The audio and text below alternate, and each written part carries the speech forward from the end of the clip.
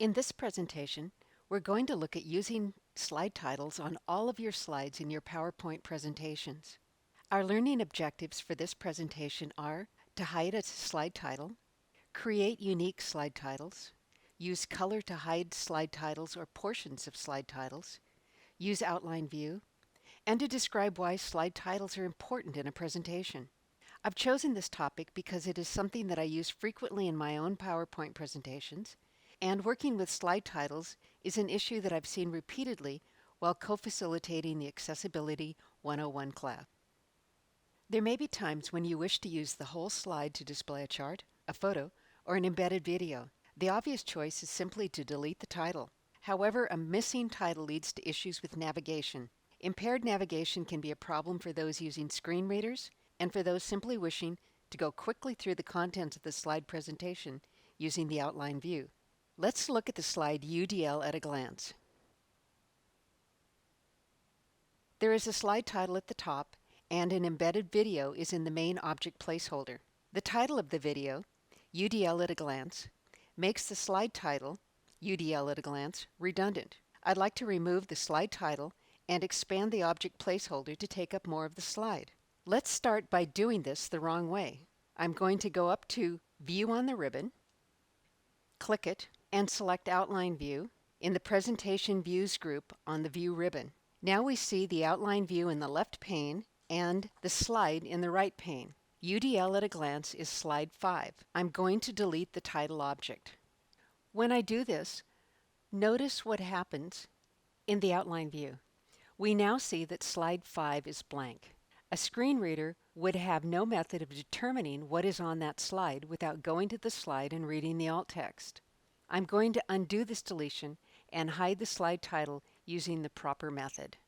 Now I will return to the Home tab, and in the Drawing group I will click the drop-down arrow below the Arrange icon.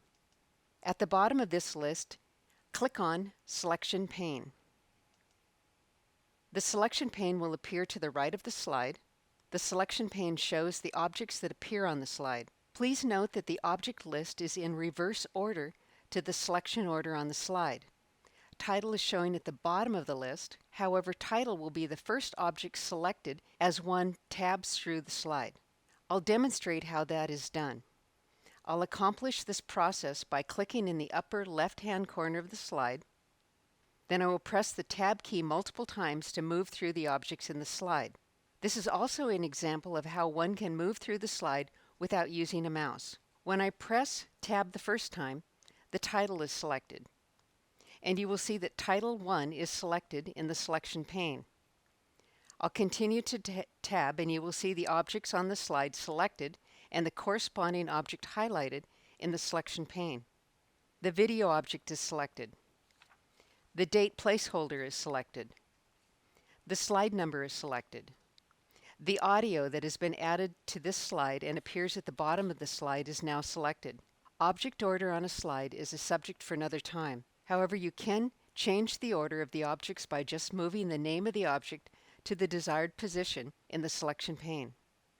Always keep in mind that the list is in the reverse order to the selection of the objects on the slide. To hide the slide title, I will click on the slide title and then click on the icon that looks like an eye to the right of the slide title name.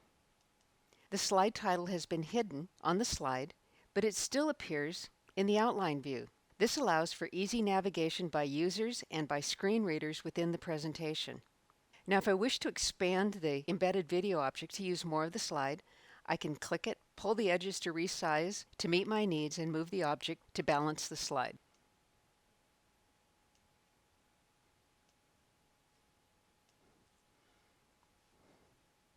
Next, we're going to look at creating unique slide titles.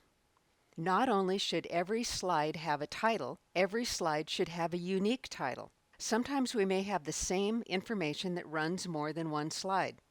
How do we deal with that? I'm going to create an example for you so that you can see at least one method of dealing with unique slide titles. First, I'm going to return to Normal View by clicking on the icon for Normal View in the lower right-hand corner of the PowerPoint window to display the slide thumbnails in the left-hand pane. I'll scroll up until I find the Contents slide. I think this slide is a little crowded, and I would like it to display on 2 slides instead of 1. I will do this by right-clicking on the slide thumbnail, selecting Duplicate Slide.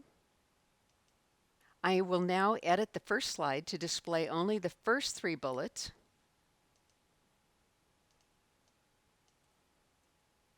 and edit the second slide to display the last 3 bullets. Now I have 2 slides with the same title. I can correct this in several ways. I could have Contents Part 1 and Contents Part 2. I could have Contents and Contents Continued. I'm going to choose the second method just as an example. I'll go to the second instance of Contents and make the edit by adding open parenth, Continued, and close parenth. I'm going to switch back to Outline View.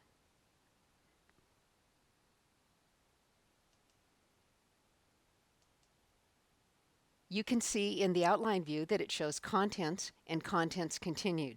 I really don't want Continued to show on the second slide. So how could I change that? One idea is to change the color of the text so it blends in with the background. The text will still show in the Outline View, but it will not show on the slide. I'm going to select the text, and the mini toolbar will appear. I'll click the drop-down arrow next to the font color icon and choose Eyedropper